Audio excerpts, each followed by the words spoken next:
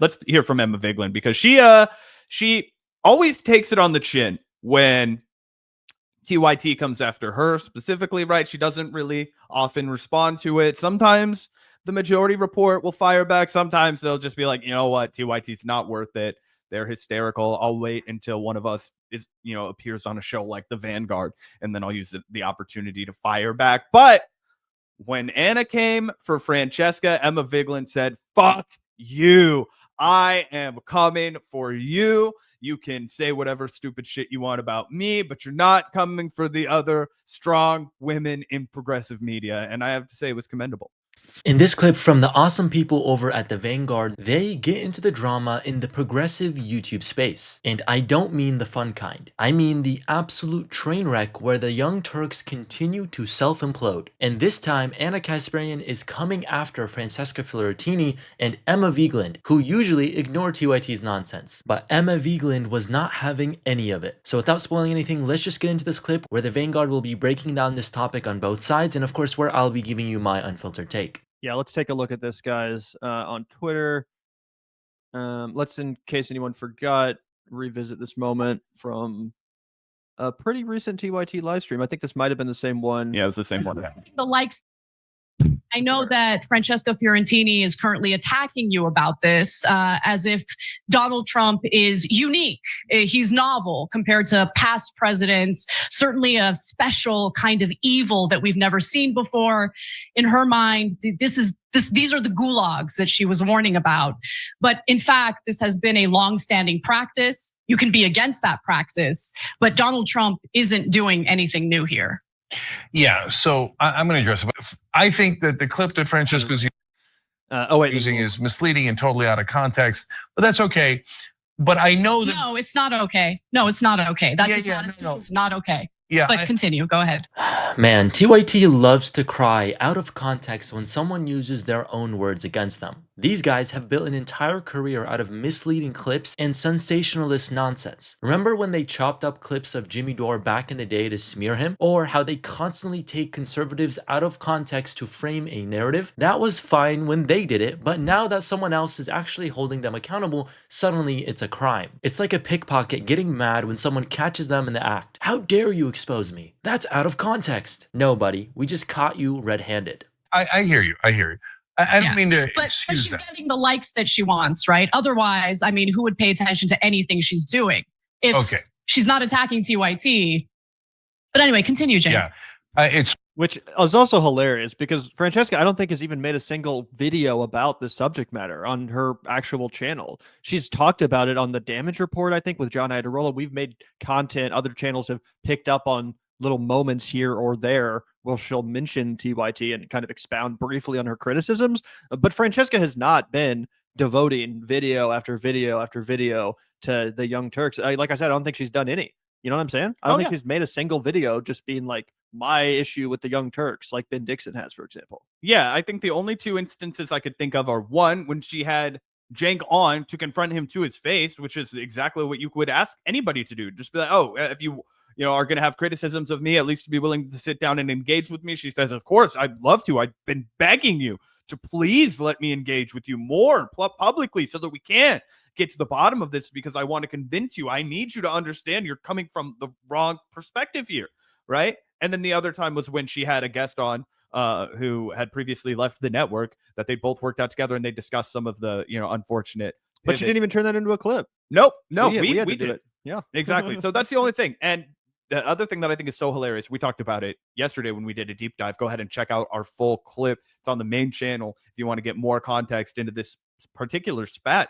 But I mean, it was totally in context. Cenk saying she was crazy to be worried about people being sent to concentration camps. We made that perfectly clear. And the other thing that I think is hysterical is that Anna is out here projecting that nobody wants to work with Francesca unless she's bashing TYT. Meanwhile, she just got picked up by one of the fastest growing progressive news networks, one of the most exciting news networks, Zateo, run by Mehdi Hassan, after he exited MSNBC, a network which is thriving as TYT is declining. So the projection and the vitriol. I mean, there it is, the real reason TYT is salty. Francesca is moving up, getting recognized by legitimate news outlets, and TYT, they're stuck in a death spiral. This isn't about some ideological battle. This is about pure resentment. TYT thought they were the voice of progressive media. Now, other people are passing them by, and instead of reflecting on why, they just lash out. It's like a washed up band blaming the younger artists for being sellouts while they're still playing empty bars. If your audience is leaving, maybe the problem is you. At least that's what I think. I think Francesca responds to this tweet and calls it Regina George coded. That's exactly what it reminds me of. Oh yeah, it's totally true. And yeah, it's complete projection because Anna, no one wants to listen to you talk. No one wants to listen to your commentary unless you're shitting on the left. You know, you say, oh, people only pay attention to Francesca unless she's shitting on TYT. Not true. But your new role in media, specifically right-wing media, is to get brought on exclusively to shit on the left and to talk about how after you told your story about the homeless man, all the left-wingers attacked you, and there was no solidarity, even from the people who claim to care the most about women's rights. And even the people that claim to believe all women, they didn't even care. They didn't even care, Zach. How many times have we heard that bullshit, stupid fucking story repeated? That smear of the left, that smear of the TYT audience repeated over and over and over and over and over again. So much so that has become her sole role in the media space, at least when she gets invited on another network. Oh, yeah. I mean, honestly, Cenk too, right? He's the guy now. He used to be the attack dog from the left that you would have to give the progressive perspective on an issue like Israel-Palestine. Now he's become the guy that attacks the left from a guy who runs the progressive network. He's literally doing the Dave Rubin, the Jimmy Dore. That's what they've all become. They're circling the drain. Yep. But we can get into Emma's response here if you're ready. Yup.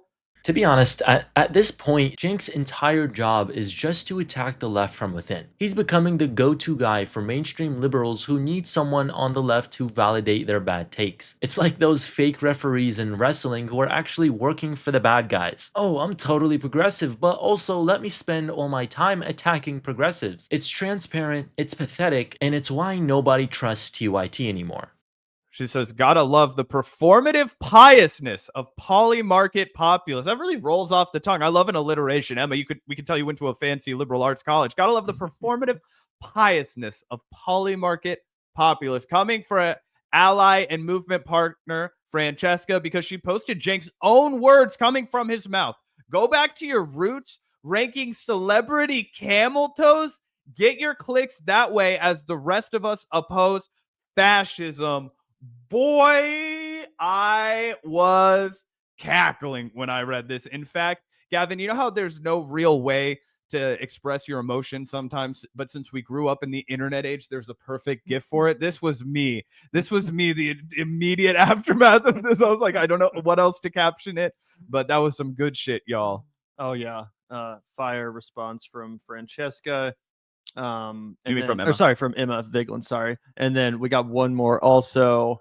This is she says we're in the political we're in the political debate and discourse space, and some folks just can't hack it. Sad to see, which again is so true because as she said, Francesca literally posted Cenk's own words.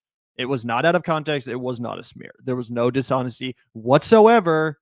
But Cenk can't even just engage in a simple back and forth on Twitter with a colleague. Like, who gives a fuck, bro? This, is the space of debate and politics. We're supposed to disagree when we disagree. What do you want people to just shut their mouth and self-censor because you gave them an opportunity one time, you fucking asshole? Like, that's not how this should work. If anything, you could turn this into good content, have a political debate, have on people that disagree with you. You could actually make this a far more interesting aspect of your show than what you currently do, which is this, bitching and fucking moaning about everyone else who's left the network or who now disagrees with you. Oh, 100%. We've talked about how Cenk could have had an opportunity to be a big, powerful leader in progressive media. At a time he was, right? But he played his card so poorly. He wanted to go more like cable, more YouTube TV. He overexpanded and he didn't have enough, clout ability. He basically let the network fall apart, right? And instead of just focusing on a really good main show and rebuilding their reputation that way, he let all of the best talent disappear. He started having Anna Kasparian Skype in more often than not. They no longer had interesting folks with unique points of view to disagree with them. Like, one of the things we talked about is back in the day, Aaron Mate even was going on the Young Turks, right? Like, we have a bunch of criticisms of Aaron Mate, but it at least represents a guy that fundamentally does not agree with Cenk that would go in there. You know, I would love to see Kyle Kalinske be brought in to have debates. I would like to see people of all sorts of background. I'd like to see Bhaskar Ankara go in there and have debates with people who represent all of these different ideological factions of the left. David Griscom, I would love to see him in there having conversations, right? Make a panel of people who are interesting. The only thing that I really get nostalgic for that I feel like I missed out on from TYT because it was kind of falling apart and over by the time I got to following it was that they used to have really good panel discussions that you can still go back and watch. I remember on Trump's inauguration day, they took the day off, which was really humiliating and a low blow for TYT when they called themselves a news network. So when you type in TYT inauguration day that day for Trump, it showed a 2017 January live stream, and I started watching it, and it was like John Iadarola, and it was Anna Kasparian. It was really good. Dude, and one thing that you've always mentioned, which is really, you know, stark, especially in contrast with the way it's describing her feelings now, they all seemed like a happy family. Like, low-key, they seemed like a sitcom crew. Like, everybody seemed like they absolutely loved being at the Young Turks, and now they're miserable, and I feel like it's because they took the money, they basically sacrificed what made them cool to begin with. And now they're just bitter sourpusses, and they want to attack the left because they think that the left failed them by not continuing to make their show bigger and better. This is exactly it. TYT could have stayed true to their principles, built something real, and remained a strong progressive voice. But they got greedy. They tried to go corporate, and they thought they could play both sides. And now they're stuck. Too left-wing for the centrists, too corporate for the progressives, and just too bitter for anyone to actually enjoy watching. Meanwhile, people like Emma, Francesca, and others are thriving because they're still genuine. TYT lost the plot, and now they're paying the price. Of course, that's my unfiltered take. As always, I would love to hear what you guys think. Let me know down in the comments if you think TYT is done for, if you think they've made all of these mistakes, or if you think they will make a comeback. Let me know down in the comments. Be sure to give us a like and subscribe, and we'll see you guys in the next one.